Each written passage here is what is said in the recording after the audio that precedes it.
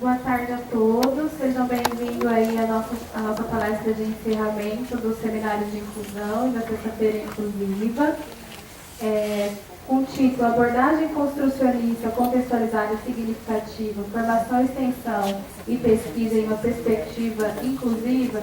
Nós convidamos a professora Elisa Tomoe Maria Schlinze, da Unesp, de Presidente Prudente.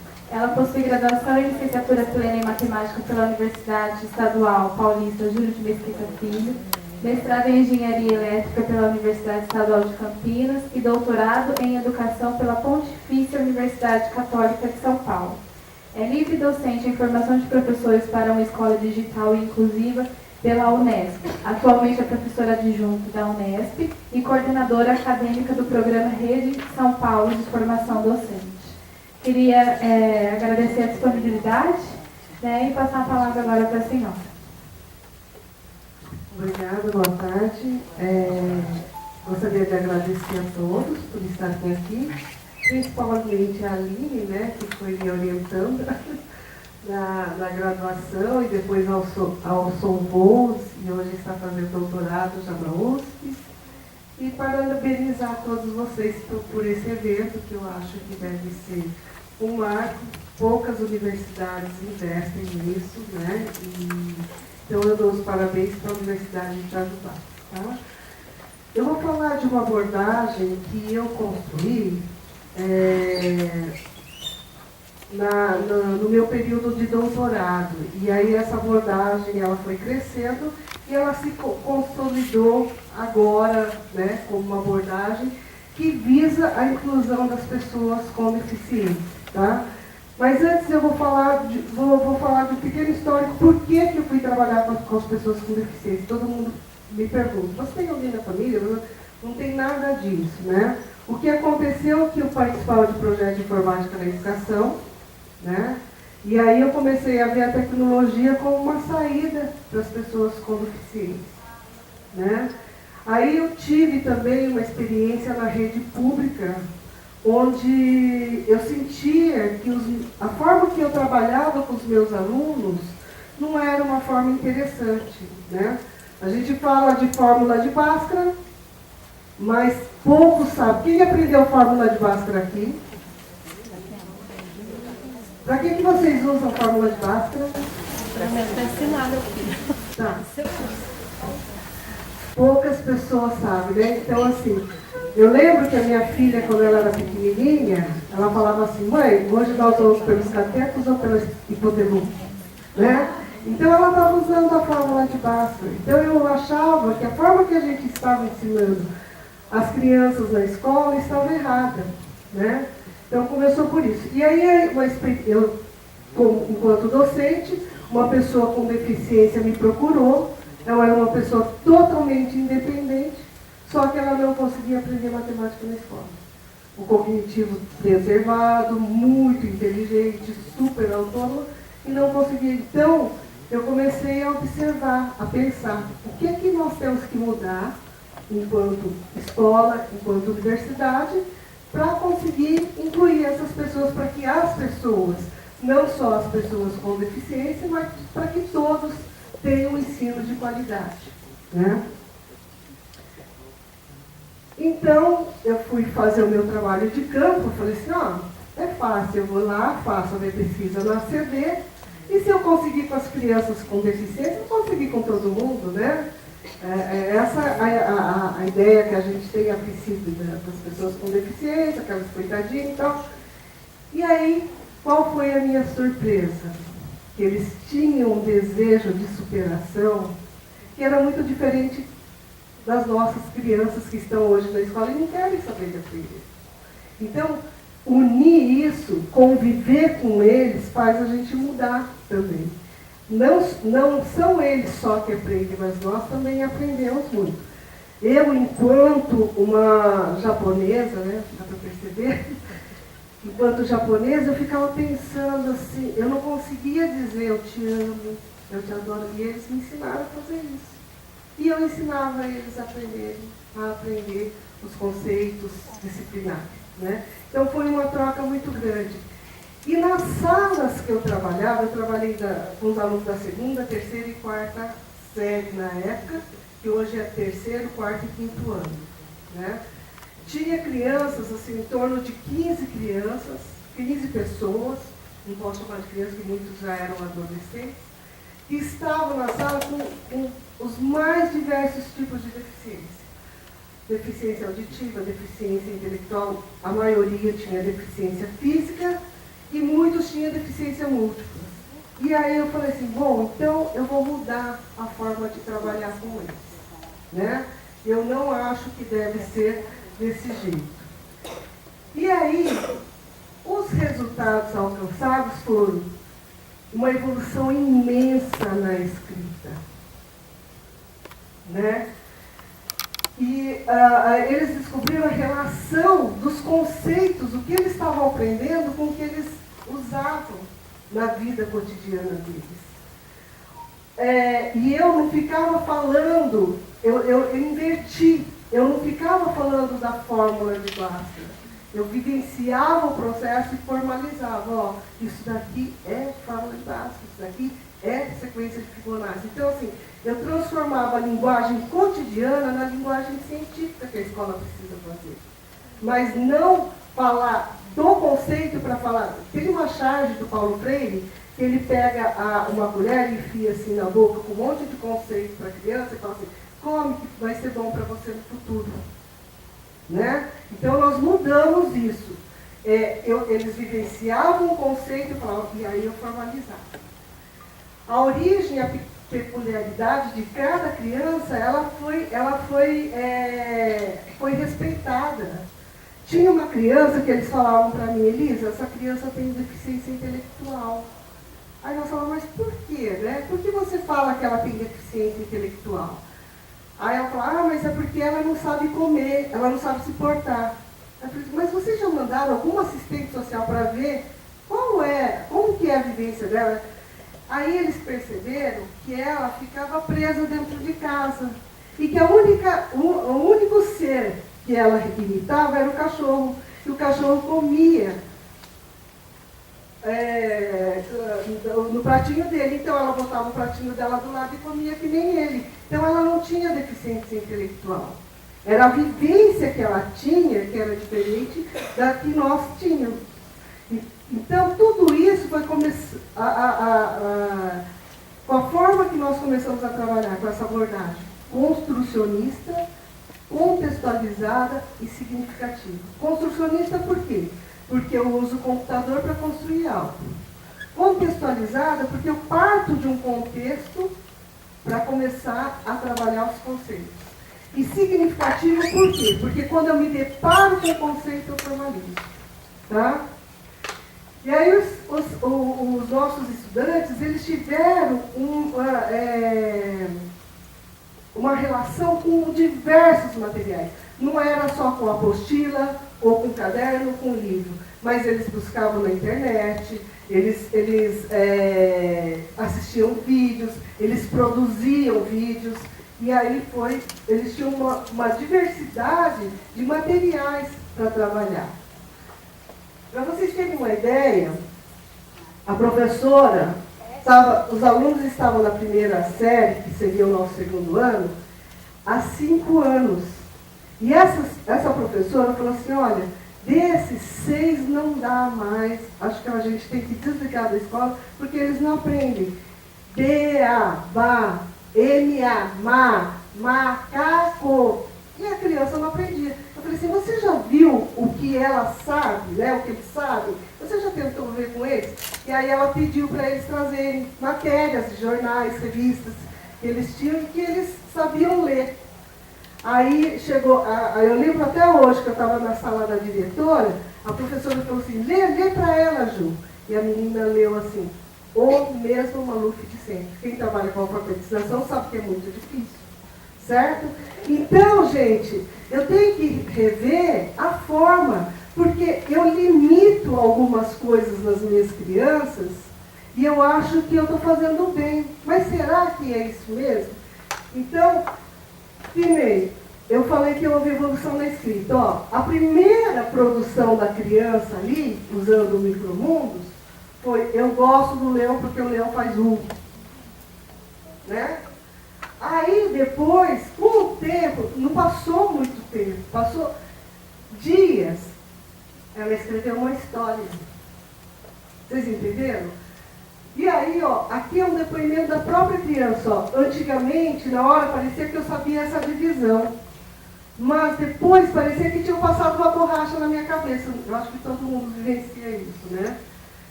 Agora, com a brincadeira do supermercado, ajudou muito. Todos ajudaram para eu aprender e com o meu próprio esforço, o meu raciocínio lógico melhorou.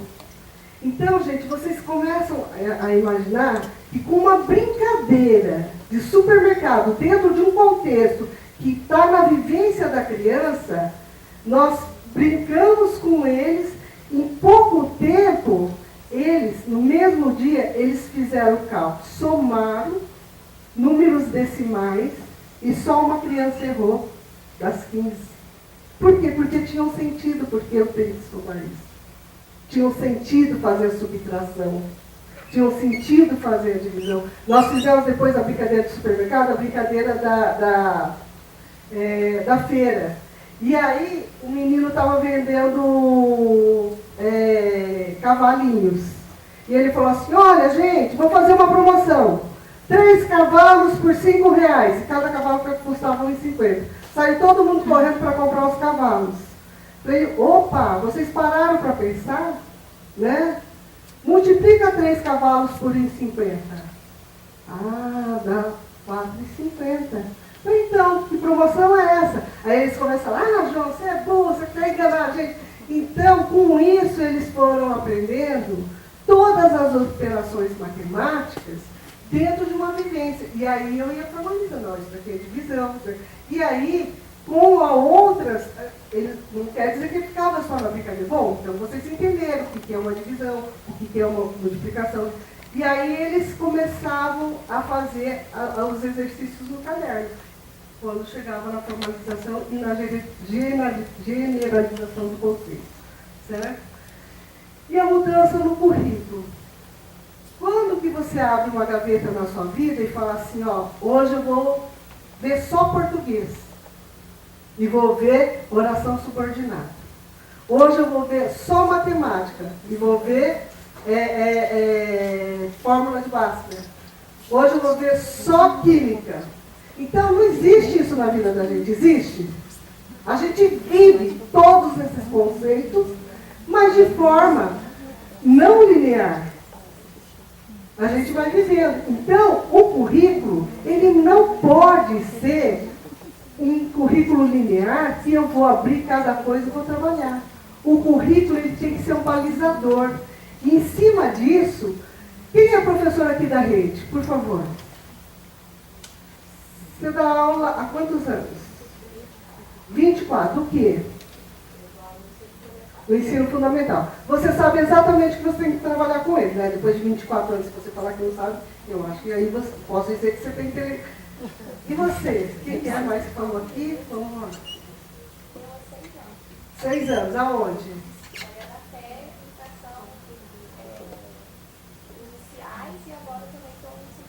Tá.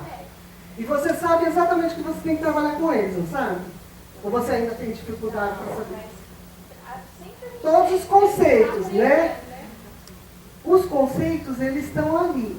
Os conteúdos que você tem que trabalhar estão ali. Só que não quer dizer que eu tenho que seguir aquela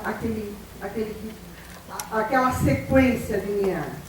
Eu posso fazer uma brincadeira e, a partir dessa brincadeira, formalizar e falar, ó, trabalhei com isso, aquilo, falta trabalhar com isso. Aí, jogar outros tipos de atividade. Eu lembro que um dos projetos que eles queriam era eu dentro do contexto social.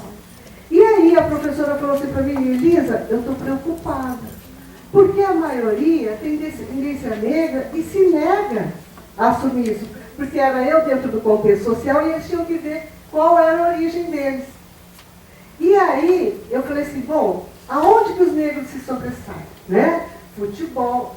Vou confessar uma coisa, quando eu fui fazer o meu curso de verão no INPA, Eu era apaixonada por um menino que ele era negro, gente. Era o cara mais inteligente. Você sabe o que é o IMPA, né? É o Instituto de Matemática Aplicada. Era o cara, eu paquerava um negão e fiquei com o alemão. Mas é porque ele não me quis, não foi porque eu não quis ele, não. Vocês estão entendendo? Então, assim, aonde que os negros se sobressaem? Ah, no futebol, na música, que é uma paixão nacional. Então, vamos começar a falar quantos cantores existem, quais são os melhores cantores, que tipo de estilo de música, quanto que eles ganham. E aí passou umas 2 semanas, ele falou, meu avô foi escravo negro, veio da Bahia. Vocês entenderam? A gente não precisa ficar reforçando o negativo. A gente tem tantas coisas boas. E eu sempre falo que essas crianças, elas trazem uma história tão linda para a gente, a Sol, a Aline, vários orientandos meus conviveram com eles. E viram o quanto é bom para a gente conviver com eles. Tá? Então, o currículo ele não pode ser aquele que segue uma sequência como a escola faz. Ele tem que ser a partir de uma vivência. E a partir dessa vivência eu vou ficando o que eu consegui. Tá? E aí, você faz um esboço. E a partir desse esboço, o que falta eu vou complementando com outras atividades, como eu falei, com essa. E vou trabalhando. E vou sistematizando.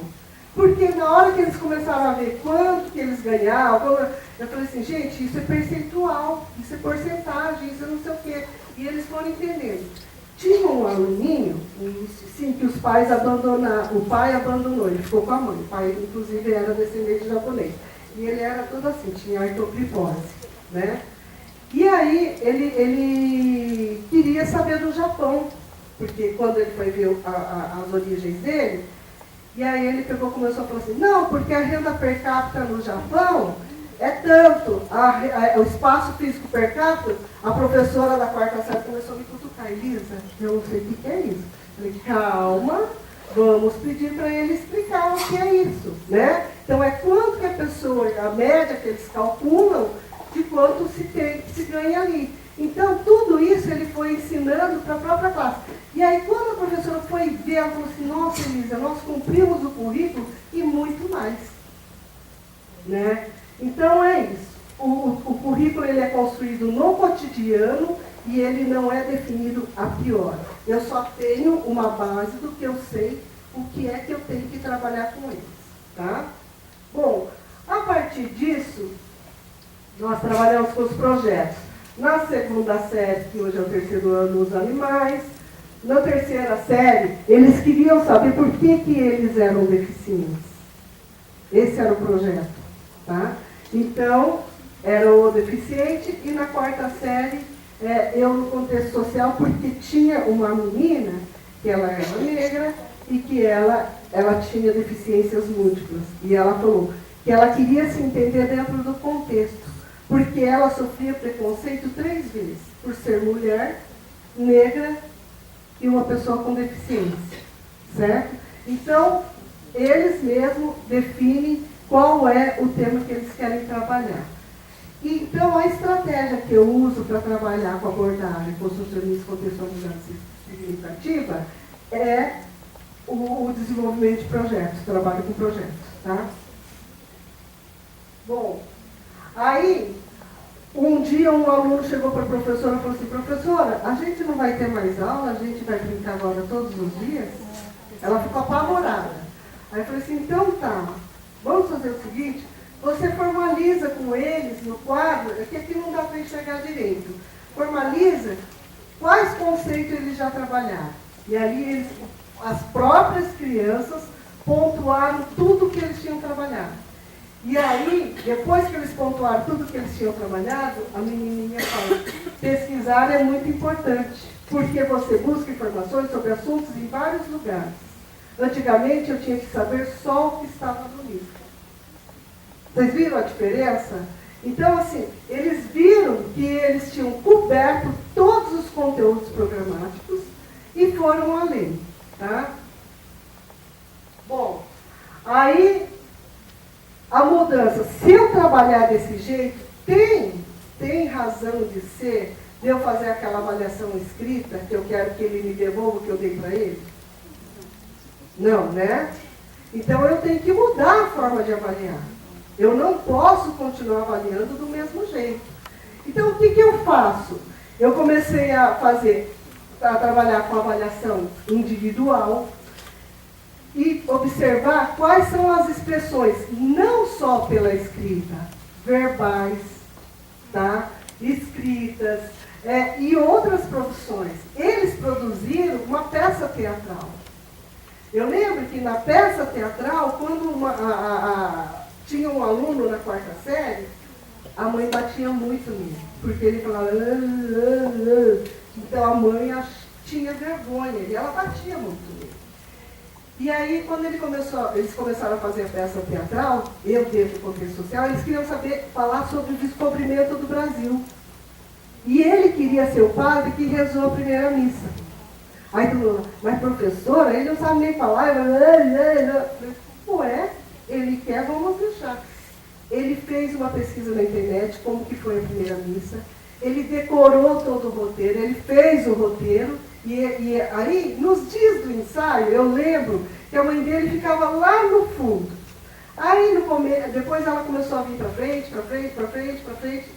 No dia da apresentação, que foi lá no teatro da ACD, que é imenso, ela trouxe toda a família, câmera fotográfica e filmadora.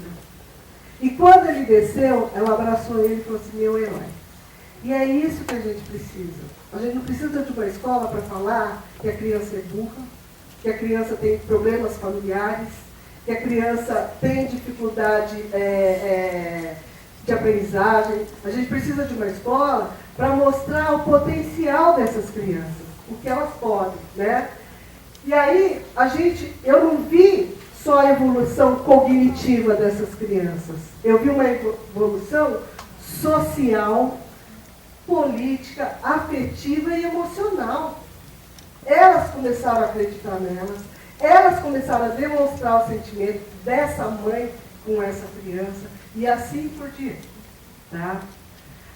Aí, a avaliação, eu fazia, como eles eram seres ativos do processo, a gente conseguia perceber como trabalhar mais com determinados alunos. E a gente conseguia melhorar. Tem um conto, vocês já ouviram o conto português que fala que a bicharada quis montar uma escola? Já? Da topeira, já ouviram? Então é assim, vou falar rápido. A bicharada resolveu montar uma escola, né? Aí, o pato, ele nadava bem, só que ele não corria. Aí o que eles fizeram? Começaram a pôr o pato na pista e mandar ele correr. O que aconteceu? O pato disse, olha, a escola não serve para mim, eu sou burro, vou sair da escola. A topeira, ela cavava super bem, só que ela não sabia voar. Começaram a pôr a topeira no alto da montanha e jogar a topeira em cima. Ela entrou no processo de depressão, falando que a escola não servia para ela também. Então é isso que nós temos que tomar um cuidado. Nessa avaliação, é ver que potencial e que competência a pessoa tem. Não só as dificuldades. E as dificuldades, elas vão sendo superadas e não evidenciadas. É isso que a gente tem que trabalhar numa avaliação, tá? E toda avaliação que eu fazia, eu complementava com o pai, com o depoimento do pai e da mãe. Vocês já assistiram, por favor, procura no YouTube, que eu acho que é super importante. Tem um vídeo do Paulo Freire com Seymour Papert, tá? Que foi na Seymour SYMOR Papert, tá? Nessa conversa, o Papert conta que uma criança pergunta para a professora assim na escola, professora, o que eu aprendi hoje? Aí ela vira e fala assim, ué, por que você está me perguntando? Não, porque toda vez a mãe me pergunta, você respondeu o que eu aprendi na escola. Né? Então é isso que a gente tem que pensar. O que será? Será que a gente está trabalhando desse jeito com os nossos filhos? E aí, nesse processo, na minha pesquisa, uma menina ela fala que todo dia, quando ela chegava em casa, a mãe perguntava para ela o que ela tinha aprendido. Ela não sabia responder. Ela falou, aí a mãe avança em mim. Depois ela fala assim, agora eu chego em casa contando tudo que eu aprendi e o que eu fiz na escola. Né? Então, e a mãe, a própria mãe mesmo, chega e conta para a gente sobre a evolução da filha. Então, a avaliação, ela é em momentos coletivos, ela pode ser no computador, e a própria autoavaliação dessas crianças. O menino, ele fala assim, gostei muito desse jeito novo de estudar. De repente, percebi que eu sou capaz de produzir um texto com início, meio e fim. Descobri o meu potencial, e não é porque eu sou deficiente que qualquer coisa que eu faça está bom.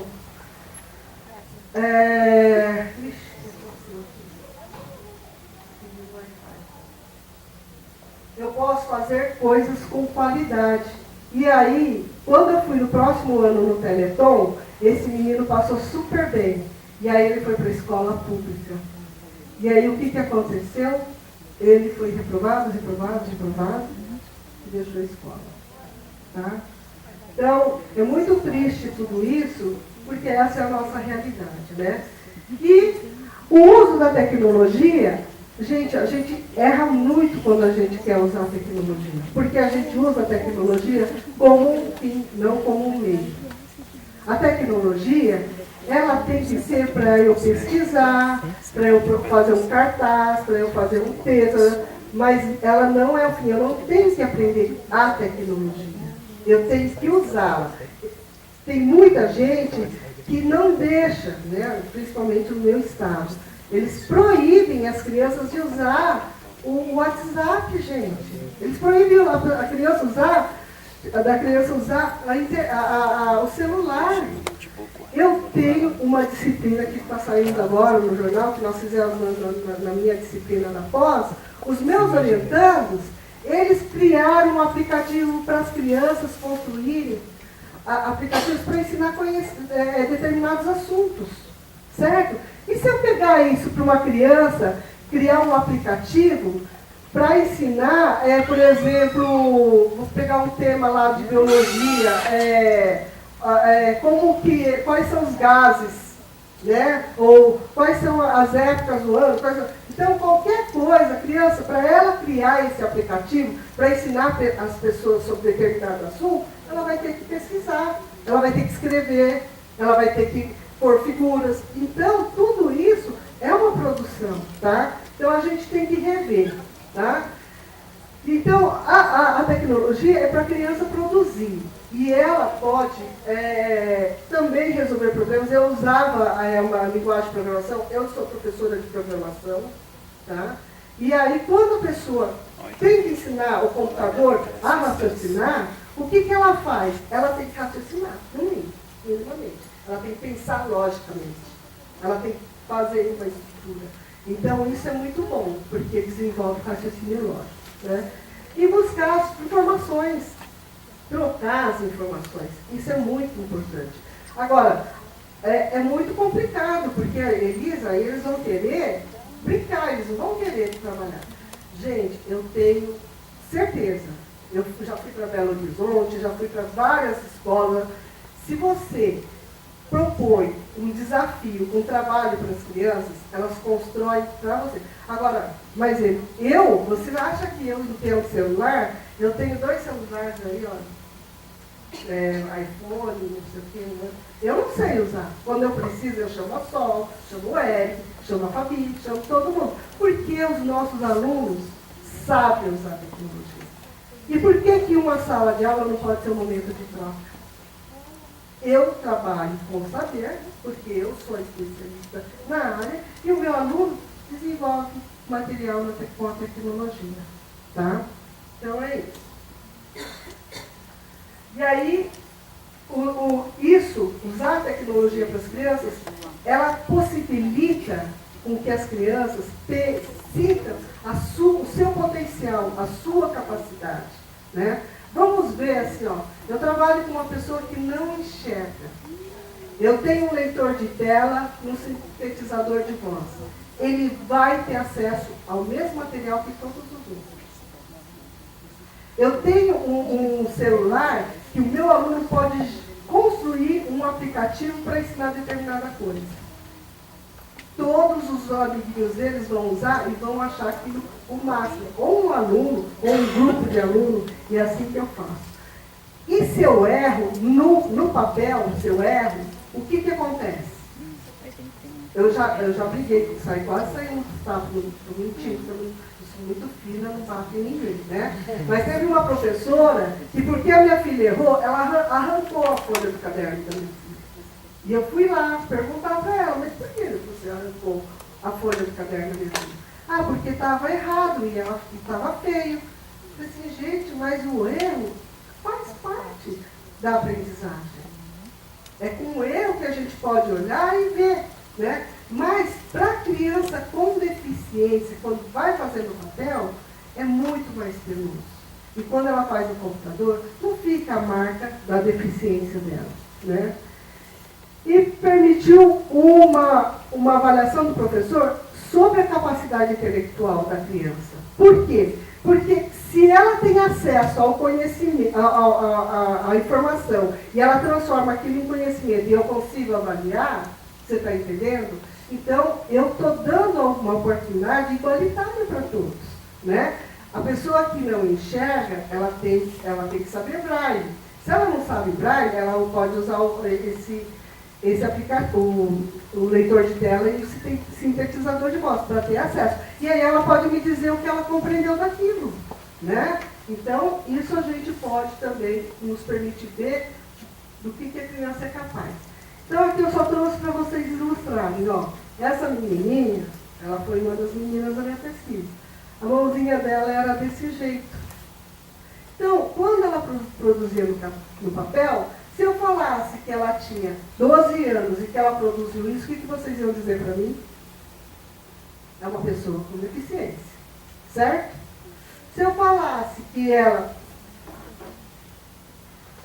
isso daqui foi produzido por... Isso daqui, o tigre lá, tal. Foi produzido por uma criança de 12 anos, vocês não iam me dizer que ela era uma pessoa com deficiência. Então é isso que eu falo, que a tecnologia, ela não deixa as marcas do erro. Apesar de que eu acho que o erro não seja algo. E que ela potencializa. Porque com as mãozinhas dela, era isso que ela conseguia fazer. Com a tecnologia, é isso. Esse outro desenho aqui do tigre embaixo, que é o aluno tal, ele tinha distrofia muscular. Quando eu conheci ele desenhava só no cantinho da tela. Por quê? O mundo dele era aquele. O mundo dele era preso. E as professoras falaram, Elisa, mas ele pega só o cantinho. Eu falei assim, sim, mas leva ele para o mundo. Né? Para um mundo maior, que ele tem uma tela toda para fazer. E aí ele começou a produzir, e para ele fazer qualquer tipo de desenho, a gente tinha que pegar a mãozinha dele e pôr em cima da mesa, e aí ele começou a produzir. Pela primeira vez na vida nós começamos a ver ele sorrir. Por quê? Porque ele começou a ter orgulho do que ele estava fazendo. Mesmo com todos os dedos e a mão atrofiada, ele conseguia produzir. Tá? Então, por isso que eu falo que a tecnologia potencializa. E o aluno, ele não continua sendo aquele ser pacífico, porque a gente não fala, eu quero um aluno inteligente, um aluno ativo, um aluno... Mas o que eu faço? Eu vou para uma sala de aula e faço isso que eu estou fazendo com vocês. Fico profetizando conhecimento. Todos os dias ele fica pelo menos 4 horas sentadinho, ouvindo alguém falar, né? Então, ele pode se tornar um ser ativo. Agora, no almoço, nós estávamos conversando, não estou dizendo que elas são melhores que vocês, né? Mas elas foram minhas orientandas. E todos os orientadores que recebem elas dizem, você não tem mais um? Essa daqui já me ameaçou de dar um soco na cara do orientador que roubou ela de lá. Por quê? Porque eles se tornam o ser ativo do processo. Apesar de eu ser a orientadora, elas aprendem. E têm que aprender. Porque são elas que fazem, não sou eu que fico falando o que elas têm que fazer. Vocês estão entendendo? Então, É dessa forma. E não pensa que é só elas, não. Hoje eu tenho um aluno que já é reitor, né? Tenho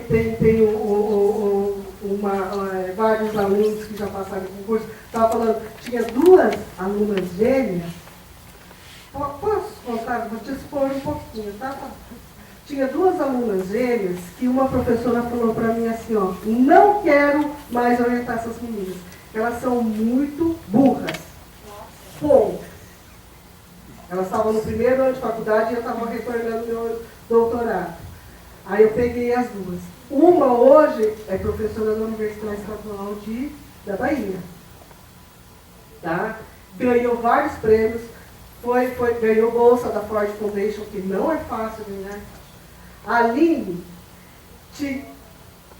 aqui é a Paloma, tá? Então, a Paloma, nós trabalhávamos com umas professoras, né? Não só eu. E tinha um grupo. Ela falou assim, eu acho melhor a gente instituir todo esse grupo. Não foi isso? Não estou mentindo? Não estou mentindo sozinho, né? Esse grupo só tem gente burra. Já pensou se eu acreditasse que a Paloma era burra? Né? O que era? Ela foi a vida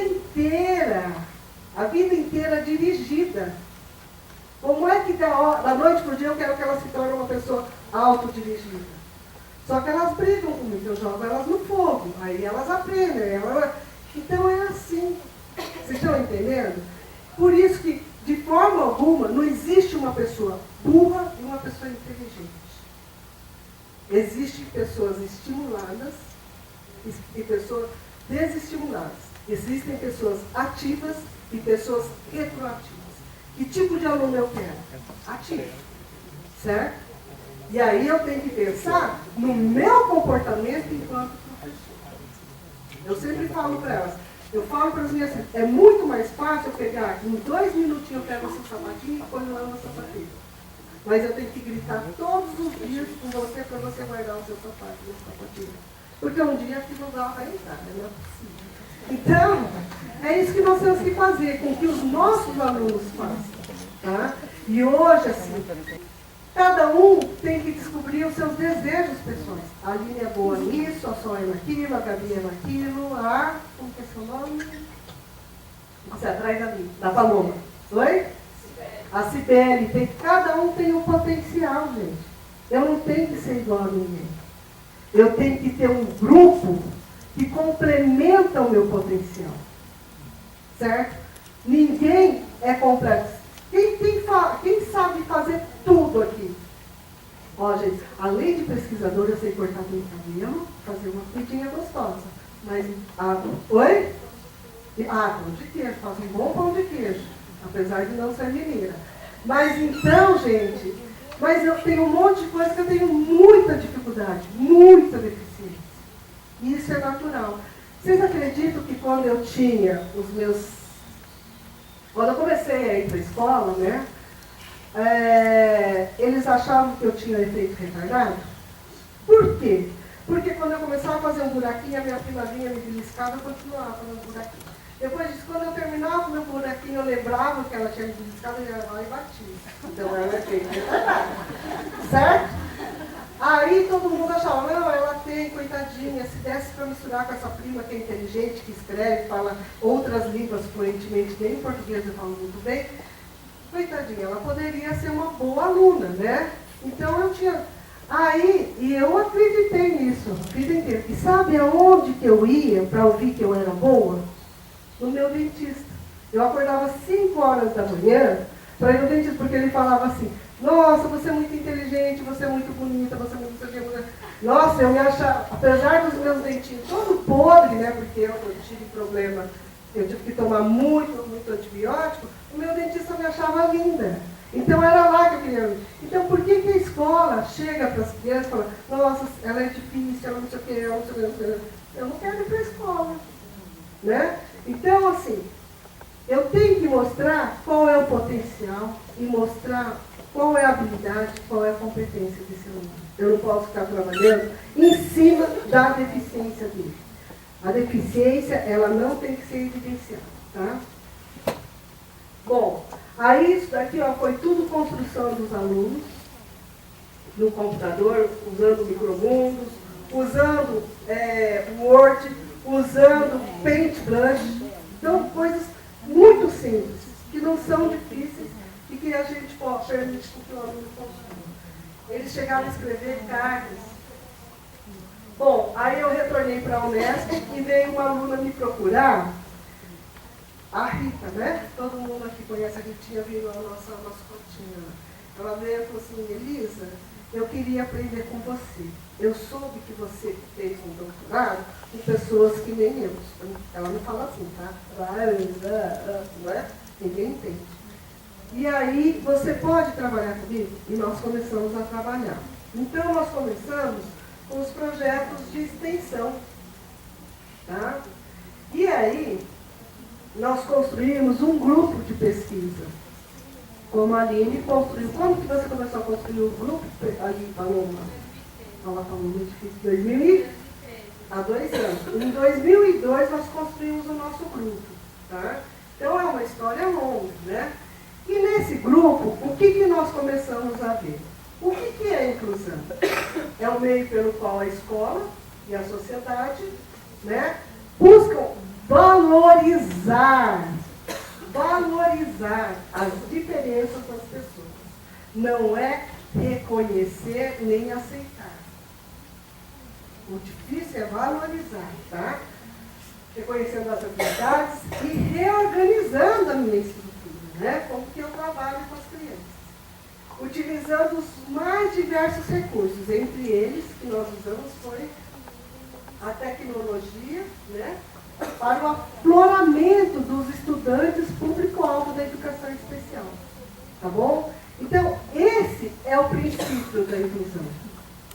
Não adianta falar assim: olha, gente, eu sou inclusiva, porque eu aceito o meu aluno com deficiência na minha sala. Então, você já não é. Tá?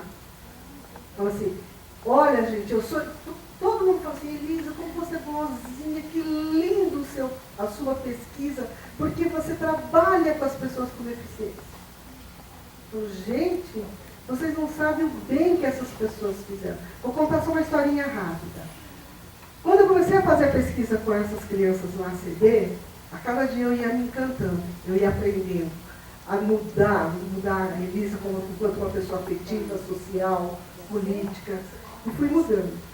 E um dia eu acordei, dá para virar, né? Porque a mulher tem TPM, tem todos esses problemas. Acordei, peguei discuti com meu marido, estava irritada, fui trabalhar.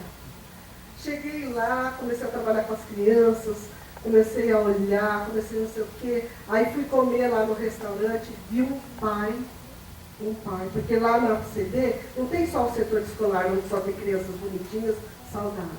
Tem crianças que não comem mais, que estão numa maca, e o pai tentando dar comida para a filha que estava na maca. Aquilo, eu falei assim: gente, como eu sou idiota, por que eu briguei? Eu nem lembrava mais por que eu tinha brigado com meu marido. Né? Então, aí eu olhei para minha mão e falei: nossa, fui assaltada no ônibus, porque eu morava em Campinas e tinha ido para São Paulo. Fui assaltada no ônibus, roubaram a minha aliança. Né? Aí terminei, voltei. Quando eu estava voltando para casa, liguei para o meu marido e falei: você vai me buscar lá na rodoviária e tal? Ele vou assim. Falei: ai, meu, você não sabe o que aconteceu. Roubaram a minha aliança no ônibus e não sei o que. Falei: não, Elisa, não roubaram a sua aliança no ônibus. Você jogou a aliança no chão, tão brava que você estava. Então, assim, vocês viram que um dia de convivência com aquelas crianças, eu revi todo o meu comportamento e passei a pensar de uma forma diferente. Para que eu tinha que brigar por tão pouco, que eu nem lembrava por que eu tinha brigado, sabe? Então, não fui eu que fiz o bem para eles. Eles fazem muito bem para a gente. E eles vão fazer muito bem para as nossas crianças que vão conviver com eles na sala de aula. Tá? Bom, e aí, existe então, vocês compreenderam que tem que mudar, certo? Que eu tenho que incluir as crianças. Existe uma política, aumentou em 600% a matrícula das pessoas com deficiência classe comum, pessoas com PGD, pessoas com altas habilidades. Então, eu tenho que mudar. Mas a dificuldade está em como fazer. E aí, em como fazer é o que eu falei. Somente com essa abordagem. Se eu ficar numa abordagem onde eu vou ficar profetizando conceitos, eu não vou incluir. Nem os que não são considerados deficientes, nem os que não têm diagnóstico, e nem as pessoas com deficiência. Tá? E aí, eu tenho que trabalhar com projetos, é a melhor forma. Depois de 15 anos de pesquisa pós-doutorado e mais os 4 anos de pesquisa no doutorado, quer dizer, quase 20 anos, eu só acredito que a gente vai conseguir incluir se a gente... E aí, quais eram os pressupostos dessa abordagem? Que os estudantes com público-alvo da educação especial podem ter potencialidades e habilidades exploradas, desde que sejam encontradas formas que possibilitem que eles tenham acesso e que eles possam se expressar. Tá? As tecnologias, elas devem ser usadas para construir, para as crianças construírem o conhecimento. Tá? E tem que ter uma base segura para refletir, para pensar, para o professor mediar o processo e ajudar a construir. Tá? Você tem que dar acesso a muitos recursos. Não adianta ficar só com uma apostila, com um livro, com um caderninho. Na minha escola, na escola das diferenças, eu não começo com uma apostila. Eu começo com um projeto e as minhas crianças constroem a apostila. Tá? E aí, a aprendizagem... Vamos pensar assim, ó. Quando você... Camila, né? Oi? Geisiane, quando você acordou, o que você pensou hoje de manhã? Você não planejou o que ia fazer hoje? Não é assim a sua vida? Faz um... Então, por que eu não posso trabalhar desse jeito com meus alunos? Planejar o que nós vamos fazer na aula. Né? Então, aí eu trabalho de forma que todos... Que as crianças se envolvam, que elas acham, que elas façam, tá? E aí, só que para isso, gente, eu tenho que ter uma postura interdisciplinar. O que é uma postura interdisciplinar? Como que você chama aqui? Beatriz, o que você considera? O que é interdisciplinar?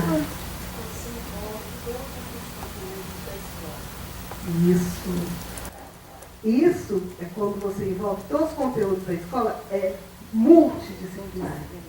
Interdisciplinar é quando eu mudo de postura. E qual que é a minha postura? Minha postura é de humildade diante do meu não saber, eu não sei usar tecnologia. E qual que é? E de generosidade diante do não saber dos meus alunos os conteúdos. Então, aí, quando eu mudo a minha postura e junto essas disciplinas, eu tenho uma postura interdisciplinar. Tá? Então, eu mudo a forma de ver os meus alunos, a forma de trabalhar com os meus alunos e com os meus colegas de trabalho. Tá? Então, a partir daí, nós começamos, junto com esse grupo, nós começamos a fazer o projeto de extensão. A Paloma participou de todos, né? Então, no de extensão, tá? A gente fazia um acompanhamento das crianças usando o computador. Essa primeira menina aqui, ó, é o que eu falei, que ela é a nossa mascotinha. O que ela queria? Ela queria aprender a ler e escrever. Ela chegou para a gente, ela não juntava duas letras para construir uma palavra. E aí, ela já tinha passado por várias instituições. Ela juntava, ela até reconhecia assim, o alfabeto, mas ela não conseguia juntar para construir uma palavra. E aí, eu falei assim, Ritinha, do que você gosta? Eu gosto de romance, né? Gosto de romance. Que romance? Ah, Sabrina e... como que é a outra? Júlia. Os meninos aqui não devem conhecer, né? Mas as mulheres da minha época conhecem, né? São livros de romances, contam histórias de casais, não sei o quê. E aí ela falou assim, e como que você faz para saber? Porque ela tinha visão subnormal, deficiência intelectual e dificuldade na fala. E dificuldade para andar, dificuldade motora. Aí eu falei assim, como que você faz? Eu falei, eu não sei ler. A minha empregada lê para mim. Só que ela, naquela parte melhor, ela pula. Então você tem que aprender a ler. Para sua empregada não te enganar mais, né? Então nós começamos a pedir para a professora de português para pegar poesias, porque como ela não sabia ler, a gente tinha que ampliar muito. Pegar poesias, e a gente ampliava, e nós fizemos alfabetização lectoescrita com ela. Em 4 meses, está aí a falando que me deixa aqui sozinha, em 4 meses ela escreveu um romance de 10 páginas, tá certo que era com letra 72, mas... E para quem trabalha com alfabetização, no romance dela, a frase que mais me marcou era assim, ó, em um canto discreto da sala, havia uma cama entalhada. Vocês sabem para que servia a cama, né? Então o resto eu não preciso contar. Então, só que ela não queria que a gente mostrasse esse livro para a mãe dela. Por quê? Porque lá ela colocava todos os desejos sexuais dela. Vocês entenderam? Então esse foi o projeto com a Ritinha. Com a Catiúcia, essa segunda, ela queria se comunicar com o mundo. Aí ela me pediu um celular. Todo mundo, não sei se vocês chegaram a tirar um sarro na minha cara. Todo mundo tirou um sarro na minha cara, inclusive os meus orientandos, meus sobrinhos, meus filhos. Ô mãe, porque ela não fala. Ela só move o dedão direito, né? Direito, um dedão. Aí eu falo, conta lá, tiraram o sarro. Eu falei assim, gente, quem somos nós para dar um limite para ela? Ela vai ter o celular dela e eu quero ver. Passou uma semana, ela arranjou um namorado em São Paulo. Hoje ela não namora mais virtualmente, hoje ela namora presencialmente. Mas foi um começo, certo? E ela tem um blog, né? No blog não, tem um Facebook, né? Tem um monte de coisa. E essa outra que queria fazer faculdade, a Cláudia, e ela não conseguia, porque ela queria fazer fisioterapia, então as meninas começaram a procurar cursos à distância para ela fazer. E no meio dessa construção, ela fez uma autobiografia. Foi muito bacana também. Tá? Então esses eram os nossos projetos. Gente, passou mais ou menos em torno de uns 255 pessoas, né? Lá. Então, não vou contar história por história, mas eu quis ilustrar que desde a parte de alfabetização até a graduação a gente trabalha com as crianças de laboratório. Um outro projeto era a antiga sala especial. A professora tinha 11 crianças incluídas com deficiência intelectual. E aí, o que nós fizemos? O projeto era Horta Pé no Chão. Tá? Não vou ficar falando. Primeiro eles começaram a construir a horta. Depois eles foram fazer pesquisa de mercado, tanto no supermercado quanto na papelaria, para fazer os cartazes, para ver quanto que eles iam arrecadar produzindo aquelas coisas.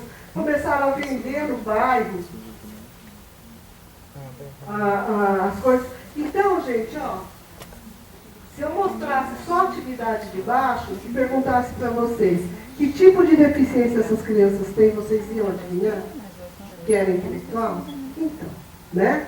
Então elas começaram a fazer cartazes dizendo para não pisar na grama, porque as crianças da escola, eles ficavam num porão, escondidos da escola. E aí quando eles começaram a fazer a horta, as crianças da escola começaram a pisar na horta, a destruir a horta. E aí eles começaram a fazer explicar para a escola o que eles estavam fazendo, começaram a vender para o bairro o que eles plantaram, dividiram entre eles, começaram a fazer um lanche coletivo e saudável na escola. Então eles passaram a se socializar e a aprender os conceitos disciplinares necessários. Em um ano, esses alunos todos foram para a classe comum. Só 2 que não ficaram e um que morreu. Não foram porque os pais solicitaram que não fosse, porque eles já tinham sofrido muito na classe comum, e ainda nós estávamos em 2002, era um processo que estava iniciando e os pais estavam temerosos. Né? E não satisfeito, eles construíram um site falando sobre o que eles plantaram, o que eles faziam, contando a história deles. Tá? Nós temos um projeto que se chama Núcleo de Ensino, não sei se aqui tem, aqui em Itajubá, na Universidade Federal não tem, né?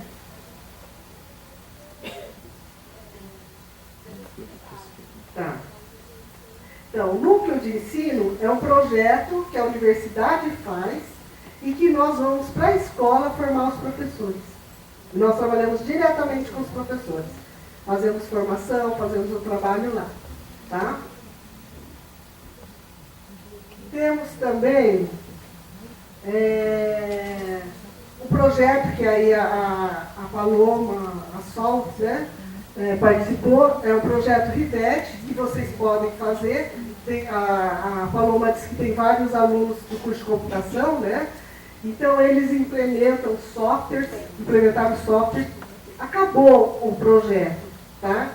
Mas desses 25 objetos implementados, foi nessa fase que falaram, que a professora falou, eu não trabalho mais com esse grupo, porque esse grupo é muito bom, porque era muito difícil, eu tinha que trabalhar com pedagogos, computeiros, né? E o pessoal de design. Então era muito difícil conciliar atividades, né? E aí nós implementamos mais de 25 softwares das mais diversas áreas, e dentre esses 25 softwares, 5 foram premiados. O primeiro foi o Fazendinha, né? O Fazendinha é o best-seller que está no pior. Vamos pular essa parte. E aí tem o Banco Internacional de Objetos Educacionais. Você sabe quanto? Acho que está em torno de 20 e poucos. Aí depois que eles produziram, o Ministério, em 2008, resolveu criar um Banco Internacional de Objetos Educacionais, onde eles... Você lembra a região que vocês ficaram? Sudeste? Sul, Sudeste, América Latina, mas depois vocês, acho que um grupo foi para a China também, né? Assim, os nossos estudantes, isso vocês também podem fazer. Eles faziam uma pesquisa de todos os objetos que existiam. E aí eles catalogavam, eles avaliavam a qualidade pedagógica e técnica. Depois eles catalogavam, aí tinha uma professora da área que fazia avaliação, e era aprovado para o MEC tinha uma outra pessoa que fazia a avaliação, e agora está disponibilizado. Então, tem todas as áreas possíveis, todas as modalidades possíveis, todos os níveis possíveis ali. Então, vocês podem entrar nesse BIOI e vocês conseguem catar todo esse material, tá? O portal do professor, a Sol foi a que trabalhou mais. Então, quando vocês pegam esses objetos, fica difícil pensar numa aula, produzir uma aula, quando a gente não tem experiência. Então, no portal do professor, tem várias aulas, exemplos, que eram montadas pela equipe e avaliadas pelo Ministério. Tá? E lá também tem vários tipos de formação, vários tipos de vídeo, várias coisas importantes. Tá? Depois tem se vocês não conseguirem achar nada disso, o acervo digital da Unesp, ele tem um link que replica, que te dá o contato, e lá também, tem quantos cursos? 30 cursos cadastrados, né? No acervo. Só não tem a mediação pedagógica e não tem, mas tem assim, materiais sobre inclusão, materiais sobre... Não, não é no acervo. Isso. No acervo tem os materiais. Tem quantos materiais? Muitos.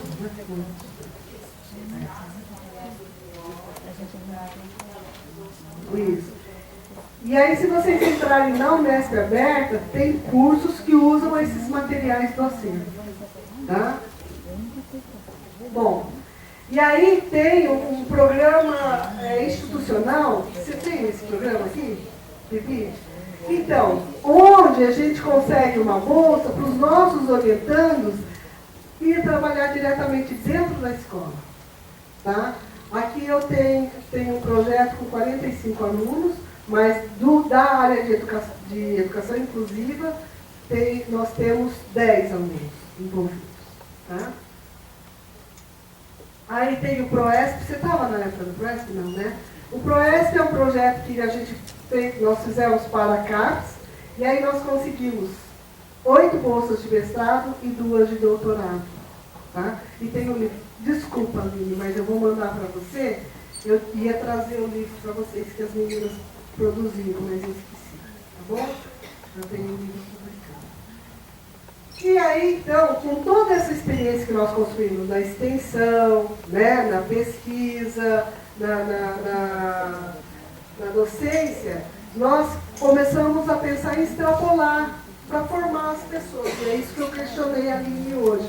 Porque aí nós começamos a montar cursos na modalidade semipresencial e à distância. Então, o primeiro curso que nós montamos, todas elas foram, todas você também, Gabi? Não, você foi cursista. As duas foram tutoras, e aí, e também você foi pesquisadora, né? E aí, o que acontece? O curso era de 180 horas para trabalhar com tecnologias assistivas, né? E nós fizemos 6 edições. Eu participei de 4, depois eu fui para o Ministério da Educação, tá?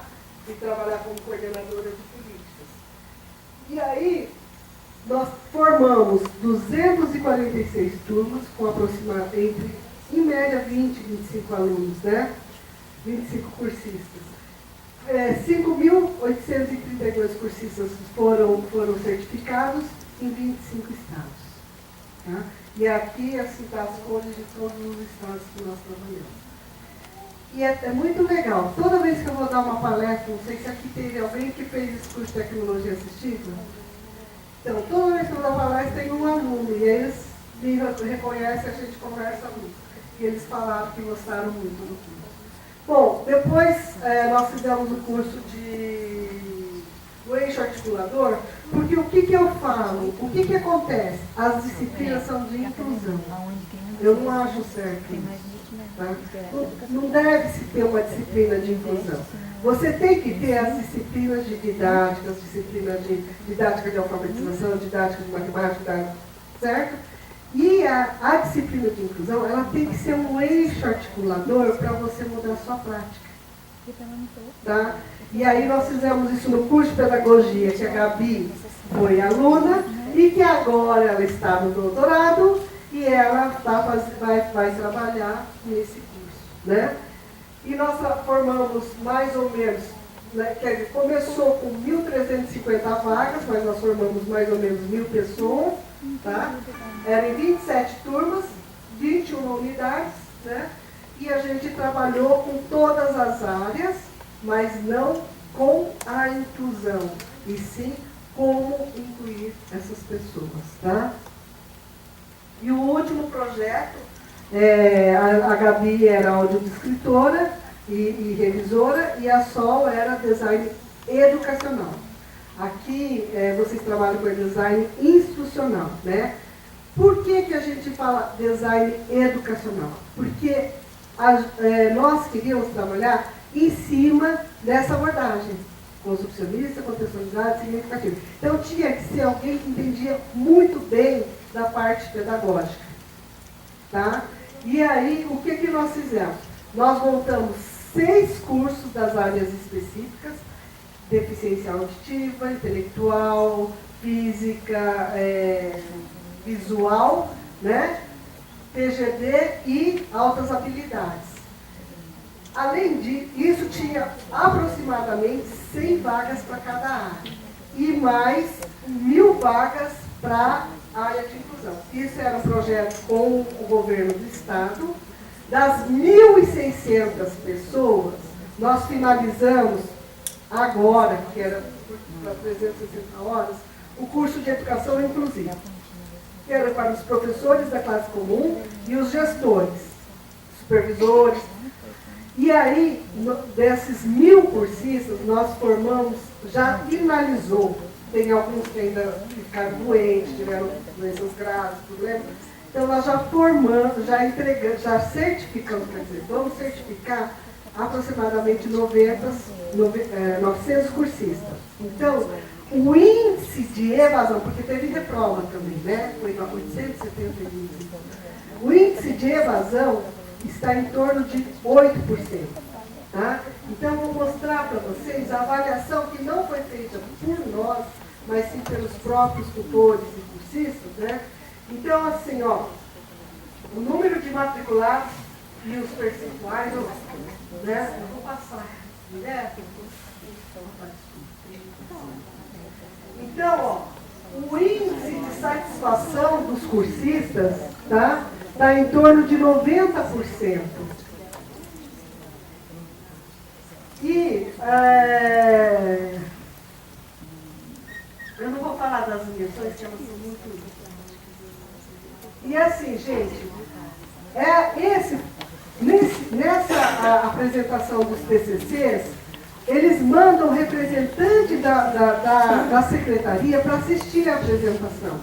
E eles falam que esse foi o primeiro curso que está tendo impacto na escola após formação. Então, nesses aproximadamente 900 e poucos cursistas que participaram, eles conseguiram trabalhar dentro da escola, porque a abordagem era assim, eu não dava os dados para eles, eles traziam os dados da escola e a gente fazia a formação deles em cima dos dados.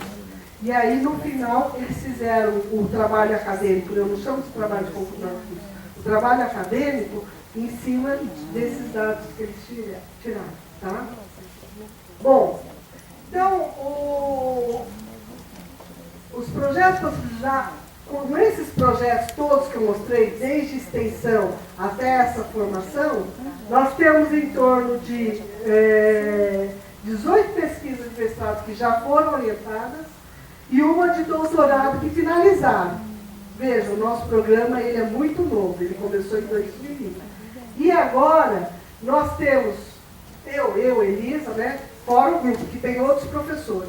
Eu tenho mais 2 de mestrados em andamento e 6 de doutorado. Né? Tivemos vários prêmios. Tá? Um em segundo lugar na categoria universidades. Aquela professora da sala especial ganhou com metodologia diferenciada. Né? Os objetos de aprendizagem foram premiados como os melhores do Brasil. E uma doação do banco, onde a Paloma trabalhou por muito tempo, que é... nós temos um centro de promoção para a inclusão digital, educacional e social, onde vem pessoas do Brasil inteiro, né? Outro dia elas receberam alguém de São Luís do Maranhão, vão lá para conhecer, para ver como que eles podem trabalhar com as pessoas e como que nós podemos fazer parcerias. Tá? Então, o centro está de portas abertas para vocês. Tá?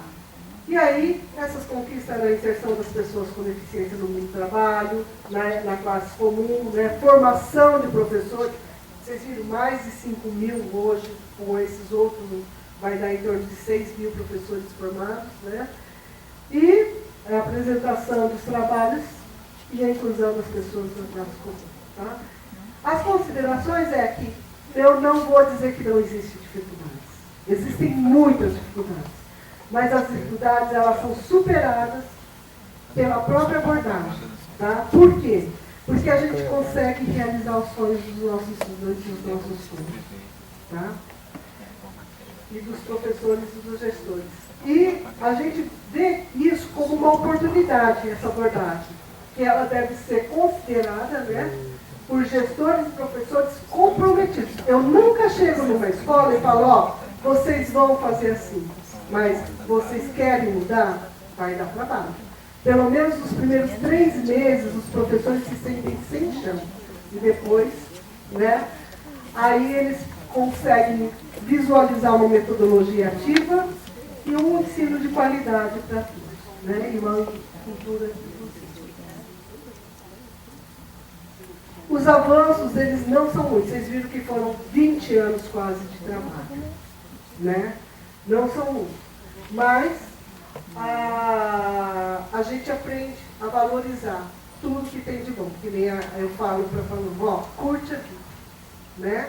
Ela é uma pessoa muito dedicada, muito preocupada, então curte a vida, né? E os educadores passaram a valorizar as diversas experiências, a ver as coisas boas, não só as coisas pesadas, tá?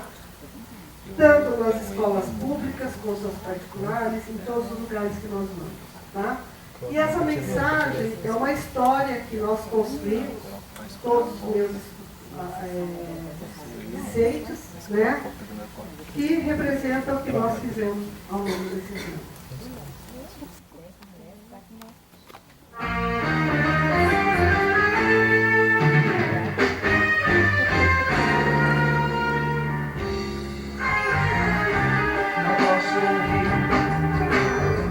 Mas percebo as batidas de um coração. Não posso ver, mas sinto a luz do brilho do sol. Não posso andar, mas cheguei até você. Não posso falar, mas me entende quem me vê. Falta em mim, não impede que eu seja feliz. Canto e danço, pinto e bordo, assim porque Deus quis. Saiba que o ver, o andar, o ouvir falar não são necessidades essenciais. Brasil, me olhe de frente e venha pra rua. Inclua nos seus ideais. Brasil, me olhe de frente e venha pra rua.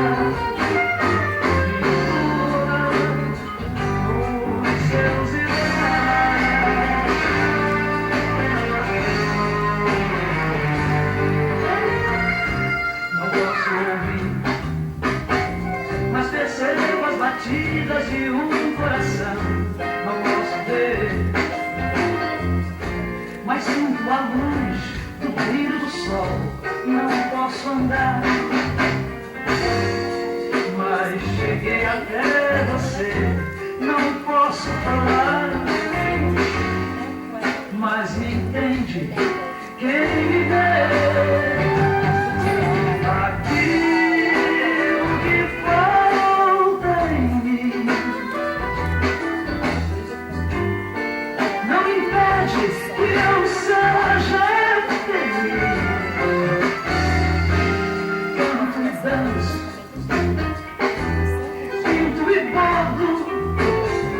Assim, porque Deus quis.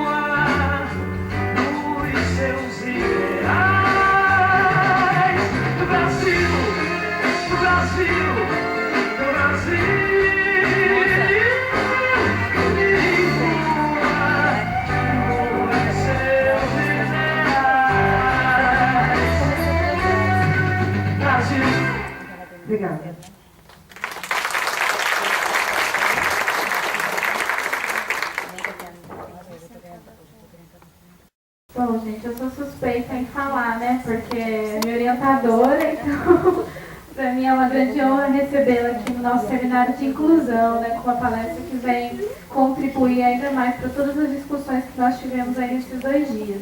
Agora eu vou abrir para perguntas, tá? Para que vocês possam aí aproveitar os minutos ainda que nos restam. Quem tem a primeira pergunta? Daniela.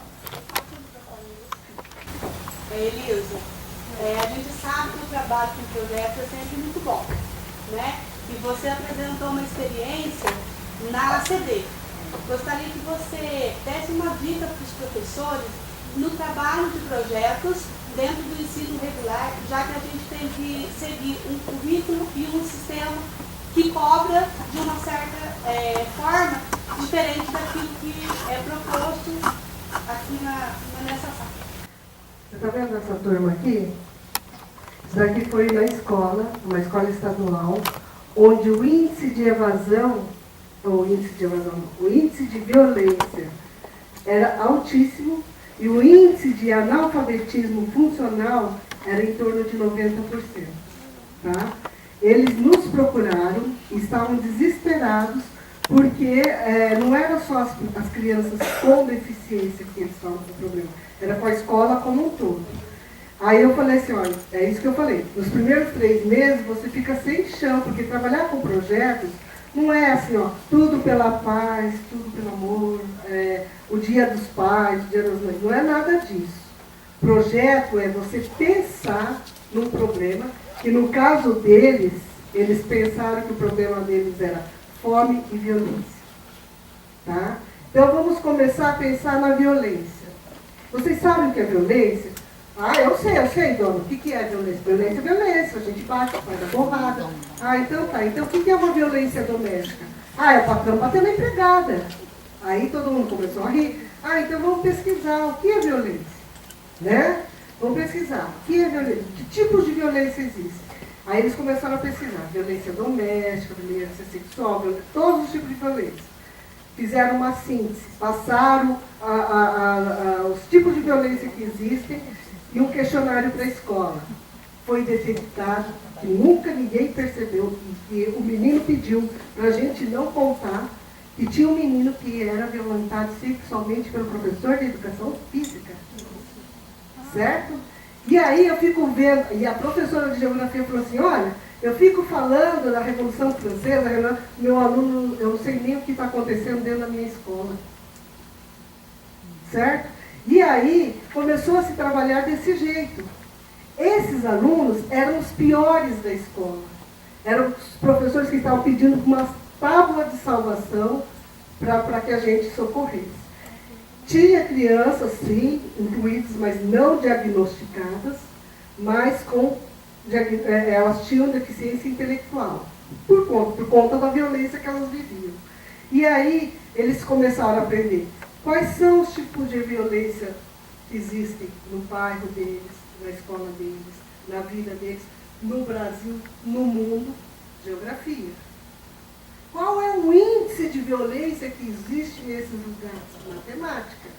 E foi se cumprindo todos os conteúdos disciplinares.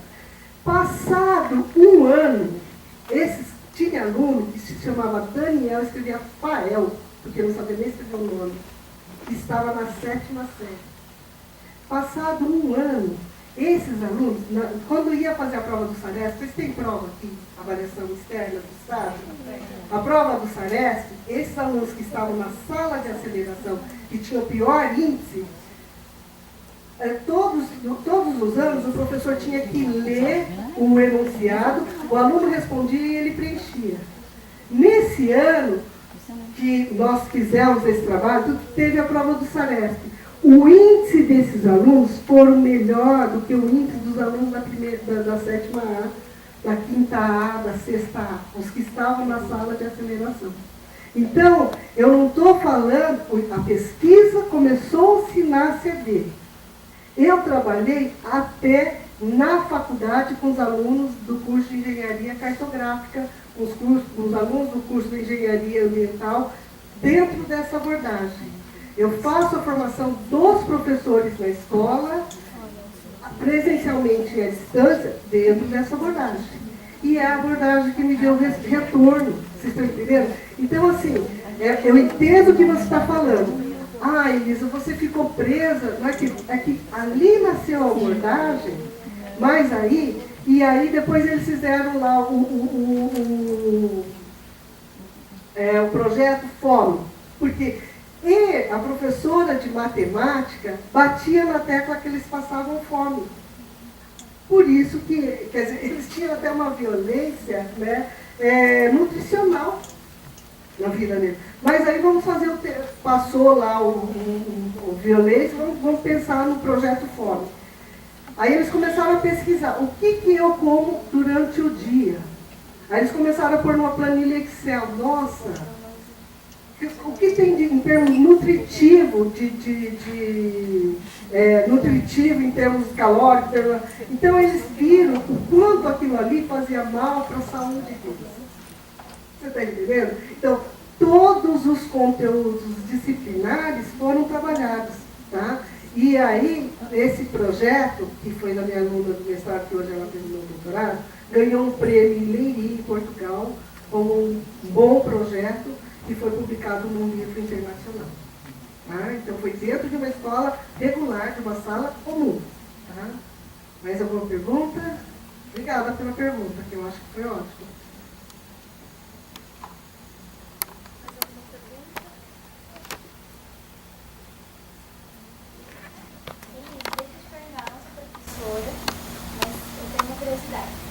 Vamos supor, eu coloco um aluno especial dentro da sala de aula. Eu conheço o Polivalente, que é uma escola que tem estadual de perto, e eles têm a sala inclusiva, mas esse aluno também participa de aulas dentro da sala de aula, que é onde eu estou.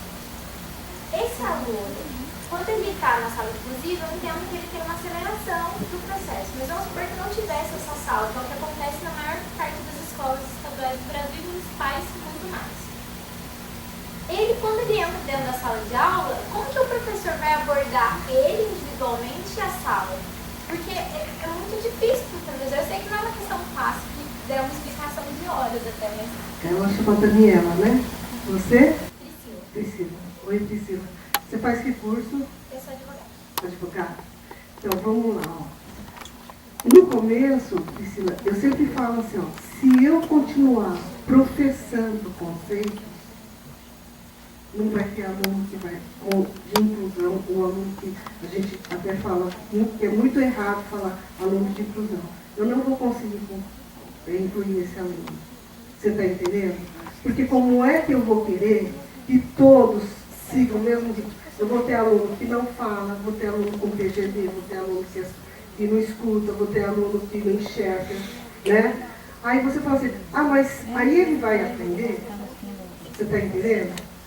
Dentro da abordagem. E eu tenho elas como exemplo, porque elas foram formadas nessa abordagem. Elas construíram, você está entendendo? Mas ela sabia, tem um raciocínio lógico muito bem. Ela tem ela escreve bem, ela faz tudo. Quem é que faz tudo muito bem? E aponta alguém que você conhece e fala, faz tudo muito bem. Não existe. Então, eu tenho que, se eu trabalhar com projetos dentro dessa abordagem, eu não preciso de uma sala de aceleração ou uma sala de inclusão. Eu tenho uma sala de atendimento educacional especializado que, vamos supor, se eu fosse japonesa do Japão, tá? A Elisa veio para o Brasil, eu só sei falar o quê? Japonês. O que eu tinha que fazer, Priscila? Aprender o português. Ir para um lugar aprender japonês, português, japonês. Certo? Só que isso não é o professor da sala que tem que me ensinar, é? Não. Aí eu posso entrar no projeto, trabalhar com os alunos, tentar uma comunicação mínima e vou aprendendo. E fora, na sala de inclusão, que você chamou, na sala de atendimento educacional especializado, o que eu faço? Eu aprendo a transferir de português para inglês, de português para japonês, japonês para português.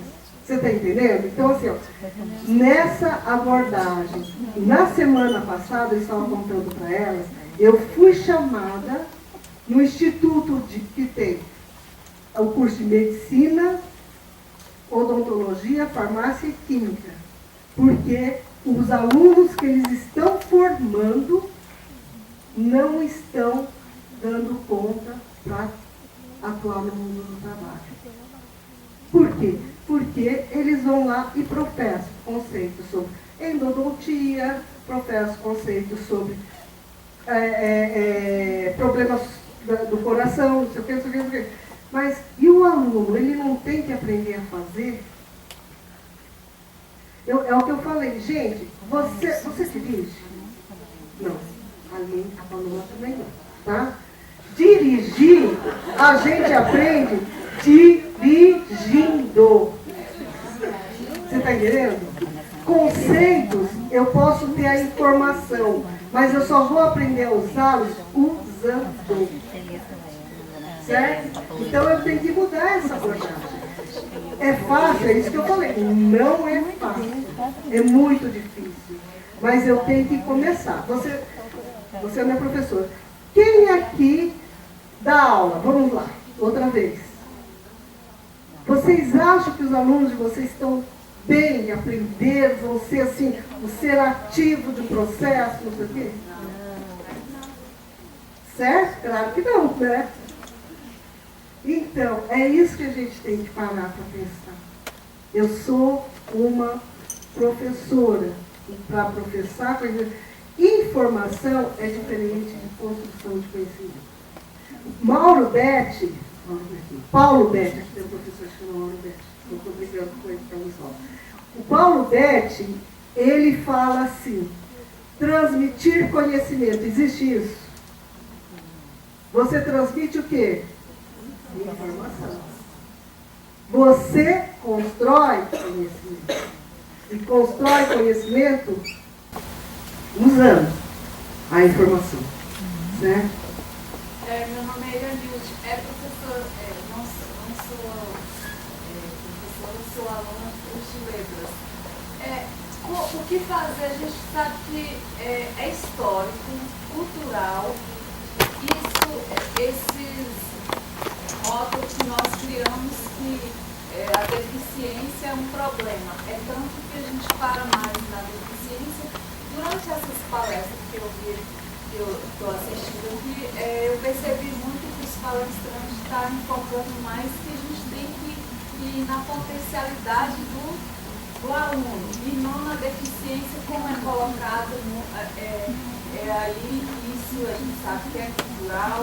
Então, o que fazer para quebrar esses paradigmas, esses rótulos e começar a criar dentro da universidade, das escolas, essa consciência que nós temos que realmente ir no ponto-chave, que é ir na potencialidade do aluno e não paralisar aquela deficiência.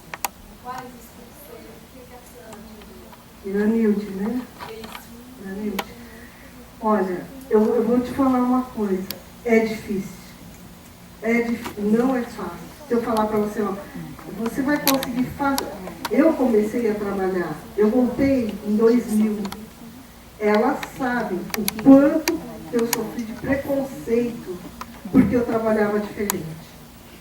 Mas você não dá só, você não avalia com prova escrita? Não. Você não avalia com o aluno fazendo a provinha lá? Não, mas você tem que avaliar. Aí eu comecei a avaliar com os meus alunos consultando o material. Quem é que memoriza hoje as coisas? Gente, a informação... mas as informações são equivocadas, mas eu sou o mediador para mostrar para ele quais são as informações equivocadas. Aí, qual é o resultado? O resultado são elas, os meus próprios discípulos. Certo? Os meus alunos, no primeiro ano, aluno de curso de computação, hein? No primeiro ano que eu voltei, os meus alunos falaram, Elisa, a gente não sabe programar, não. Isso foi em 19 de setembro de 2000. Eu voltei para a Unesp. E aí eles falaram assim, professor, a gente não sabe programar, não. O professor que dava aula de programação, ele era vice-diretor, então ele não tinha tempo de vir dar aula para a gente. Então a gente decorava os programas, fazia a prova e passava. Eu falei, gente, o que é isso? né? Falei, bom, já que funcionou lá na CD, vai funcionar com eles, com os alunos aqui do curso. E aí eu comecei a trabalhar com projetos. Para minha desgraça, em novembro, eles só queriam trabalhar com computação gráfica. Eu falei, gente, mas eu não sei nem eu trabalhar com... Tive que chamar outras pessoas. Então o resultado estava nos meus alunos. E aí, não adianta eu querer falar para você, ó, esse pudim é bom, faz e prova que é bom, você está entendendo? E você chegar lá para a sua escola ou para a sua universidade e falar assim, ó, gente, a Elisa disse que esse pudim é bom e vai ser bom, vamos fazer e vamos provar que vai ser bom. Não. Quem é que quer construir comigo esse pudim para a gente provar e ver o que é bom, se dá certo? Aí você vai pegar uma sala que vai querer, um professor, um grupo, não sei, com quem vai, vocês vão trabalhar desse jeito, só que não é fácil. Não é fácil. A Aline vai me bater, a Paloma vai me bater, mas você vai precisar de um apoio. Pode ser da Paloma, de alguém. Eu não estou aqui em Minas para fazer isso. Mas você vai precisar de um apoio, porque trabalhar com essa abordagem é mudar todo um paradigma. Hoje se chama de aula invertida. E eu fui formada, eu fui dirigida a vida inteira. Como é que eu vou me transformar numa pessoa autodirigida? Não é fácil, tá bom? Mas você tem que começar com você, pelo menos. É que nem eu falei assim, ó, se vocês viram, tinha uma menina muito linda, a Flaviana. Ela hoje está lá na Bahia, disseminando isso. Então, assim, foi uma sementinha que a Elisa pôs numa escola, na CD, com essas 1.600 professores. E o que são 1.600 para 260 mil professores que tem no estado de São Paulo? Você está entendendo? Mas dessas 1.600, a Sol e a Gabi foram banca dos trabalhos acadêmicos, elas viram que elas estão fazendo na escola, formando os outros professores. Estou mentindo? Não. Se você falar que eu estou mentindo, a gente conversa lá em casa, né? Mas assim, elas mostraram o que elas estão fazendo com as professoras lá dentro da escola delas. Vocês querem falar alguma coisa? Mas você não acha, então, que dentro dessa proposta inclusiva, não está na hora de fazer uma reformulação no currículo para atender as crianças, né, com necessidades educacionais e também as outras crianças? Mas Daniel, né? É que eu tenho Daniela, né? Então, Daniela, ó, veja, o que você tem que trabalhar? Você sabe o que você tem que trabalhar. Agora, que projeto que você pode propor para a sua classe para começar a cumprir com esse currículo? Agora, o que você tem que convencer é a doida da sua gestora, se ela estiver aqui não me basta, para ela deixar você fazer pelo menos com uma turma. É um trabalho de formiguinha. Né? De formiguinha. Você está entendendo? Até porque a própria escola, o regimento da escola, coloca uma posição diferente dessa dos professores, né? Essa avaliação que você apresentou é fantástica, mas dentro do ensino regular, infelizmente, ela não acontece. Não acontece, porque se você continuar, se a gente continuar dando aula, né? Pergunta para elas, eu gostaria que vocês falassem. Dos orientadores lá, da Unesp, quantos orientadores tem dentro lá da Unesp de Presidente Prudente? Vamos supor 40. Quantos trabalham do jeito que eu trabalho? E eu apanho todos os dias, de verdade. Apanho todos os dias, porque os professores do meu departamento me acham... Você sabe por que eu estou no departamento de educação? Ou de estatística? Porque o de educação não me quis lá. Eu não entendo de educação, gente. É por isso. Então, assim, é muito difícil. Agora, eu vou deixar aquilo que eu acredito, porque um sistema me cobra? Não posso. Você está entendendo? Eu tenho que vir aqui, olhar nos olhos da Aline e falar assim, ó, Senhor, obrigada, porque ela está aqui, porque eu acreditei. Você está entendendo? É isso. Quando eu vejo, se vocês virem, ó, estou arrepiada. Tem um japonesinho ali, não tem? No meu filho? Ele está na UTI, está nas últimas. Pode ser que ele morra nessa semana. Como vários eu perdi já. Você está entendendo? Mas eu agradeço todos os dias, porque ele foi feliz enquanto ele esteve com a gente. Estou mentindo? Ele pega, ele queria ver uma mulher de olhos azuis pelada. Não era isso? Eu quero uma mulher de olhos azuis, quero ver uma mulher de olhos azuis pelada. Aí a estagiária falou, Elisa, pelo amor de Deus, o que eu faço? Filha, deixa ele ver. Bota ele num paparazzo da vida, que aí não é uma coisa tão assim gritante, deixa ele ver. Aí ela pegou com muita luta, porque ela era pedagoga, né? Foi lá e deixou.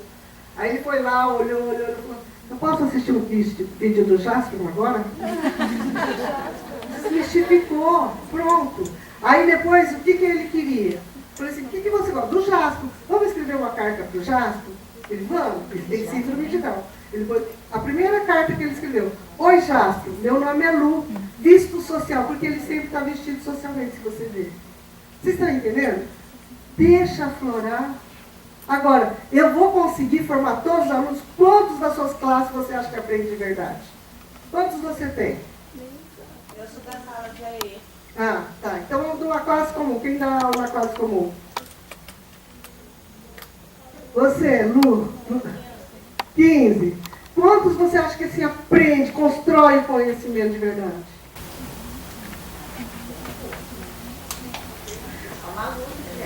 Então. Eu tenho desde os 100, né? Eu tenho síndrome de Down no estado, Então, tenta não fazer.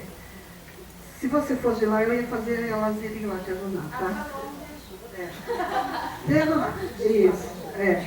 E é isso que eu falo.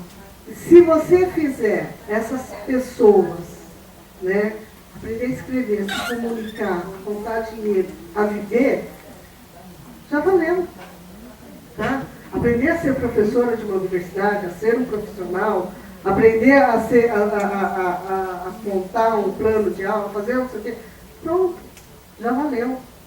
Eu não vou fazer todos aprender tudo. Tá? Então, assim, você entendeu o que eu quis dizer? É um trabalho de formiguinha e começa com quem acredita. Não adianta você querer falar para todo mundo que o pudim é bom e que vai dar certo. Tá?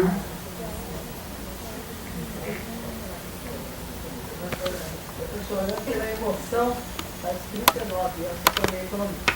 Eu já nasci estudando de João, chegando a 60 anos. Meu irmão na Retina, na cidade maior. Mas meu pai disse que ele me levou ao colégio. 3 anos de estudo. Foi antes de começar a economia, em 77, o Dr. Paulo Maurício falou desse no momento turístico, fazer o tratamento de vista lá nos Estados Unidos, que veio a luz para a gente enxergar, lógico, no quarto. Eu dessa indicador e o óxido de ferro. Ele não usava aquele óxido de ferro. Então, essa maravilha, eu fiz a economia, era para ler filmes, né? Filmes de cinema e tudo mais. Então, graças a Deus, tem até hoje, o chefe só voltou a fazer as notas, há 20 anos atrás, eu tinha 10% mais de São Paulo, até um pouco menos. Mas eu estou aqui, graças a Deus, feliz e alegre. Era minha mãe que estava no balcão, chegava por 8%, a minha tia. Então, a maravilha, e o meu, eu sempre do Alcotal, a minha tia não vê, que estudado pela escola, sempre no Vale de São Paulo, ele estudou até segundo grau lá, estavam empregados em São Paulo, ele e o colega dele, lá em São Paulo, dando fora, porque agora já falei, né, graças a Deus, que eles podem apresentar, né, e outros, né. Como que você chama isso? Lia. Lia, você está aqui, você conseguiu, porque você tem uma família maravilhosa, que te apoiou. Agora todos vão ter acesso se nós, enquanto educadores, abraçarmos essa causa, sabe? Então, assim, eu fico muito feliz, eu conheço muita gente que sobreviveu apesar de tudo. E você viu, você falou, era lupa, isso é tecnologia. Tá? A tecnologia nos ajuda. E ela nos ajuda e ela tem que ser usada ao nosso favor, certo? Mas a barreira atitudinal é a mais pobre e a mais difícil de se vencer. E você venceu todas essas barreiras. Tá? Achavam que eu não ia, depois da fala, nós achamos que eu não fosse passar da oitava série. Tá vendo? Não sei se eu falo com você. E você é economista. Deve ser uma grande economista, porque eu sempre falo. Depois eu entrei na administração fazendária do Estado, eu sempre fui. Aposentei e fiquei Mas parabéns, parabéns, e espero que você seja um grande exemplo para as nossas crianças, né? E para as pessoas que estão aqui te ouvindo. Porque eu acho assim, eu vou ser uma barreira para essas pessoas, eu não quero. Agora, cabe a cada um, que é o que eu falo. Brasil, você olha e pensa, né? Se você quer. Tá? 15 anos atrás, eu cheguei na mesma escola com meu filho, com 16 anos, quando eu cheguei na escola lá, ele falou que eu sempre tenho que orar, cuidar, dar um abraço no meu filho, falar parabéns, que Deus abençoe.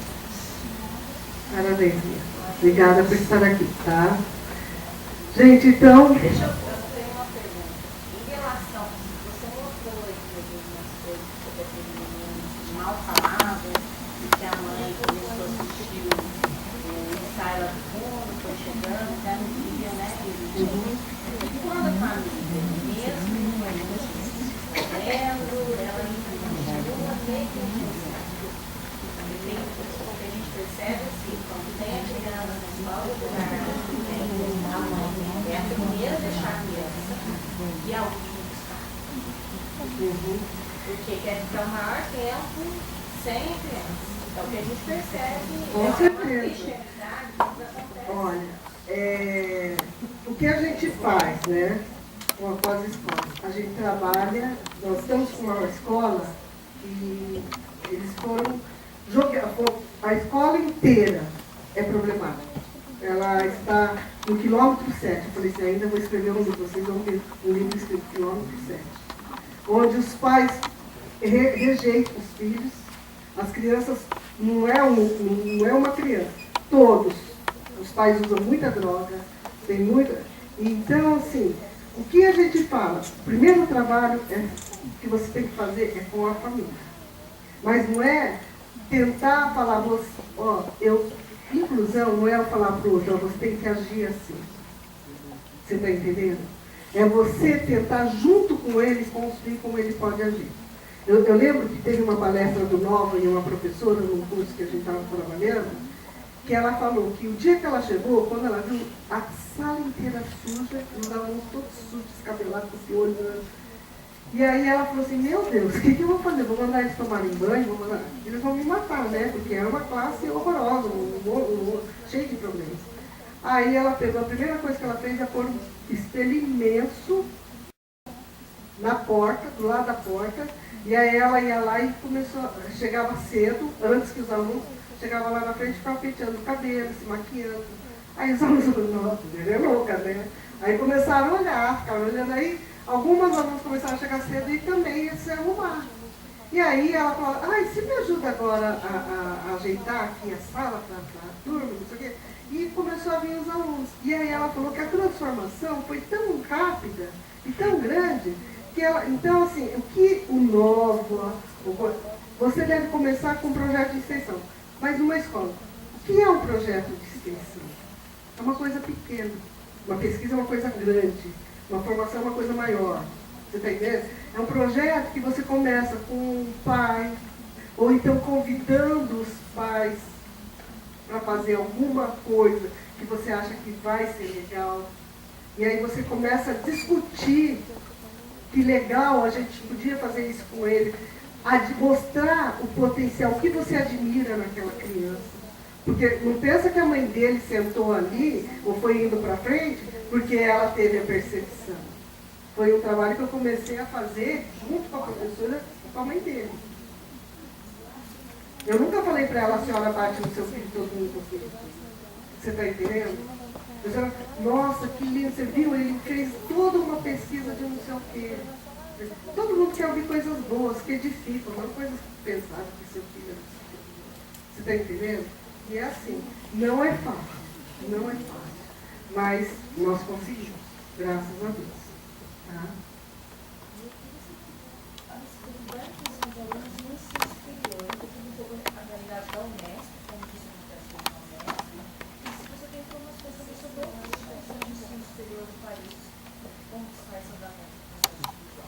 Ó, em 2011, aumentou-se a matrícula das crianças com deficiência no ensino regular. E agora, graças a Deus, eles começaram a entrar no ensino superior. Né? O que acontece? Tem a barreira que a gente, como em qualquer escola, né? Aí, o que o coordenador, a primeira coisa quando chega uma criança com deficiência lá, um discente, eles me ligam, Elisa, tem um aluno cego aqui, você pode conversar com a gente? Posso. Marcou-se uma reunião no Departamento de Educação. Vai a Elisa lá. Quantos professores foram na reunião? Quantos? Nenhum. Você está entendendo? É muito difícil. E qual é essa barreira? Atitudinal. Você está entendendo? Então, é muito difícil. Eu não vou dizer para você que a Unesp, mas ela tem uma comissão que estuda. Que resultado que ela está tendo? Nenhum. Você não tem que estudar. Você tem que fazer o professor encontrar esse desafio. Você está entendendo? Teve um primeiro, Renan, que graças a Deus ele tinha paralisia cerebral. Ele passou, ele fez matemática. Não sei qual, aqui tem matemática? Qual é o índice de evasão e qual é o índice de dependência? Enorme. O Renan passou sem nenhuma DP. Você está entendendo? Só que ele tinha um desejo, era muito pobre, tinha um desejo de fazer faculdade.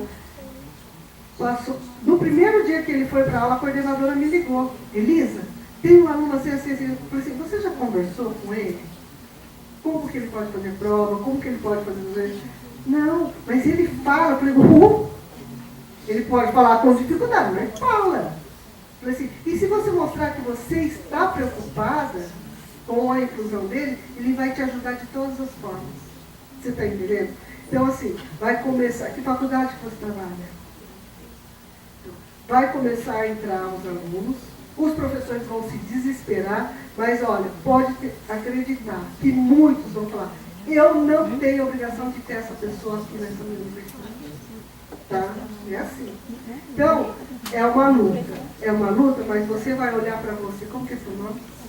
Sibeli, você vai olhar para você e vai falar assim, olha, a minha parte, enquanto pessoa, enquanto professora, educadora, eu estou fazendo.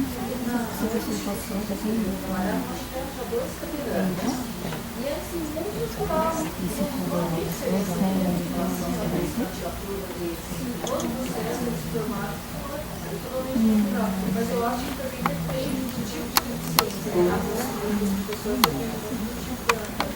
Com certeza. Cadê? Deficiência física é a menos problemática. Você está entendendo? A questão da estrutura física. Exatamente. Porque aí não tem o problema que me mostra que eu não estou trabalhando bem. Tá bom? Obrigada, viu?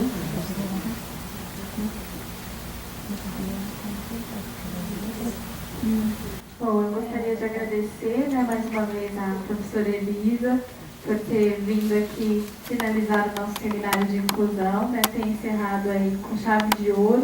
Tivemos esses 3 dias aí de muitas palestras, oficinas, mesas redondas.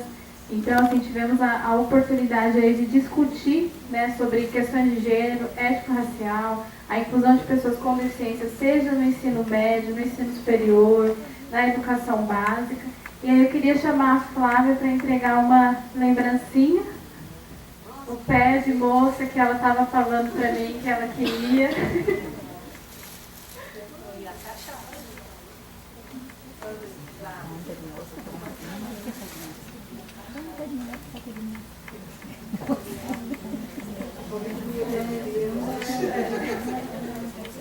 Eu queria chamar aqui também a diretora da assistente estudantil, a Lídia, porque é nossa parceira aqui no seminário também, né, junto com o Núcleo de Acessibilidade e Inclusão, para que ela possa fazer seus agradecimentos também, dar uma fala aqui para todos nós.